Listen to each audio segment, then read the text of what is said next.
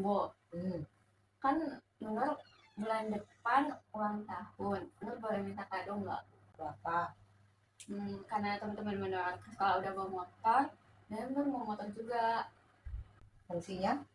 Fungsinya ya buat sekolah, buat kalau kemana-mana jadinya sendiri, nggak usah dianterin sama mamas-mamas lagi. Kan ibu nggak punya uang. Nanti ibu budgetin aja. Nanti bener nggak minta kado deh sama mamas-mamas, jadi kadonya cuma satu. Dan satu itu motor, jadi itu udah kado dari mamas-mamas dari ibu bapak juga. Ya budgetnya berapa? Berapa? Ibu kasih budget temen berapa? 15 juta. Emang ada ya motor? Ada lah. Ada. Padahal nanti menurut searching di internet ya. Tapi ada syaratnya kan kalau punya motor. Apa? Dia harus punya SIM. Sama KTP? Ya kan kalau KTP emang harus ada 17 tahun dulu KTP. Udah kan bulan depan udah 17 tahun, nanti langsung bikin aja. Ya udah tadi aku bilang sama mas. Oke, kasih Bu. Proses lobi dan negosiasi dimulai dari inisiatif Menur yang membuka pembicaraan dengan ibunya mengenai ulang tahunnya yang ke-17 akan segera tiba. Kemudian secara bertahap, Menur mengarahkan pembicaraan menuju kepada permintaan hadiah sebuah sepeda motor. Menur menggunakan pendekatan yang bertahap dan persuasif. Kemudian, Menur menyampaikan alasan yang relevan. Proses negosiasi dimulai ketika ibu mulai mempertimbangkan faktor finansial dan faktor administrasi, tapi Menur tetap membujuk ibu. Ia menyampaikan bahwa jika ia diberikan sepeda motor, ia tidak akan meminta hadiah lagi dari kakak-kakaknya. Dengan begitu, proses lobi dan negosiasinya berjalan dengan dinamis hingga mencapai kesepakatan seperti di awal. Terdapat beberapa pihak yang terlibat dan berdampak dari proses lobi negosiasi ini. Yang pertama, ada Menur sebagai anak perempuan, kepentingannya adalah ingin memperoleh motor sebagai alat transportasi mandiri sekaligus hadiah ulang tahun. Yang kedua, ada ibu, orang tua dari Menur, di mana kepentingannya menjaga kondisi finansial keluarga dan memastikan kesiapan Menur serta tanggung jawabnya atas motor yang ingin dibeli. Yang ketiga, ada emas atau abang dari Menur. Kepentingannya adalah pihak yang ikut memberikan kado ke Menur. Kemungkinan akan ikut patungan memberi kado motor tersebut, namun tidak terlibat langsung dalam proses lebih negosiasi ini. Yang terakhir, ada bapak orang tua dari Menur.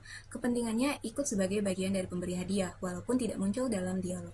Komunikasi verbal ini memiliki beberapa fungsi. Yang pertama, menyampaikan permintaan secara langsung. Kalimat ini adalah bentuk eksplisit dari keinginan si Menur. Yang kedua, memberikan alasan yang logis. Menur menggunakan penjelasan yang fungsional untuk memperkuat argumennya dan menunjukkan bahwa permintaannya itu bukan hanya sekedar keinginan emosionalnya saja, tapi ada alasan logis di balik permintaannya tersebut. Kemudian yang ketiga, menggunakan bahasa yang persuasif dan solutif. Kalimat ini menunjukkan bahwa Menur bersedia untuk bernegosiasi dan tidak menuntut banyak. Kemudian yang keempat, menegaskan kesiapan administratif yang menandakan bahwa ia sudah siap untuk bertanggung jawab. Sementara dari pihak ibu, memberikan batasan budget dan juga syarat realistis dan tegas. Kalimat tersebut menunjukkan bahwa ibu bersikap jujur dan terbuka soal kondisi keuangannya. Elemen komunikasi nonverbal yang bisa terlihat antara lain, pertama, ada nada suara dan intonasi. Nah, nada tersebut diutarakan dengan nada yang datar dan menunjukkan adanya sikap skeptis atau keprihatinan terhadap permintaan si Menur. Di sisi lain, Menur juga merespon dengan suara yang kurang yakin. Itu menunjukkan adanya keraguan gitu, tetapi juga membuka ruang diskusi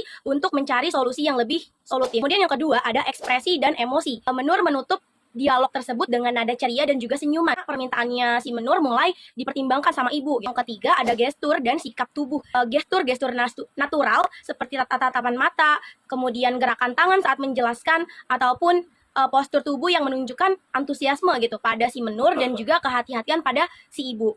Terdapat masalah atau isu yang dibahas, yaitu mengenai kado ulang tahun. Pada video tersebut, ada anak perempuan yang bernama Menur. Dia minta motor sebagai kado ulang tahunnya.